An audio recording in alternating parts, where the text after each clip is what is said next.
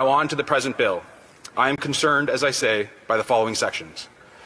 15.1 and 15.2 give the minister the unprecedented, incredible power to kick any private Canadian citizen off the internet, to cut off their phone line, to turn off their cell phone. That is the plain language summary, but I will quote now the bill in its legalese. If there is reasonable grounds to believe that it is necessary to do so to secure the Canadian telecommunication system against any threat, the minister may prohibit a telecommunication service provider from providing any service to the specified person. Now, perhaps this might make sense to do in an extreme circumstance, if a person is trying to cause our satellites to crash or to jam military radar. But this section does not use language about extreme threats of physical damage or threats to national security. It says any threat. And as far as I can tell, given the Liberals' incautious and bombastic use of terms like misinformation, that being any information they don't like, or existential threat, for instance, the member from Milton called the leader of my party an existential threat to our democracy, which is, of course, bananas.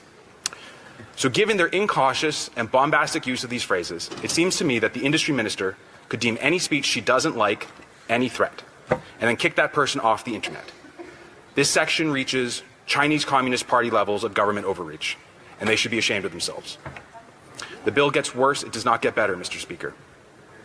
15.2, Clause 5, gives the minister the ability to make her decision to kick someone off the internet. Secret.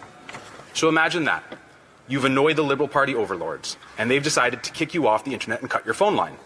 You can't tell anyone that you've been cut off. I have no idea how this could even possibly be enforced, but imagine being put effectively in a digital gulag, unable to use the phone or the internet or your online banking, and if you tell anyone that this happened, you could go to physical jail.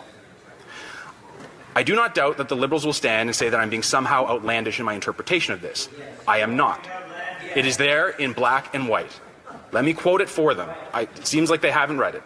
15.2, Clause 5. An order made under subsection 1 or 2 may include a provision prohibiting the disclosure of its existence or some or all of its content by any person. And if you aren't inclined to believe me, please just Google it.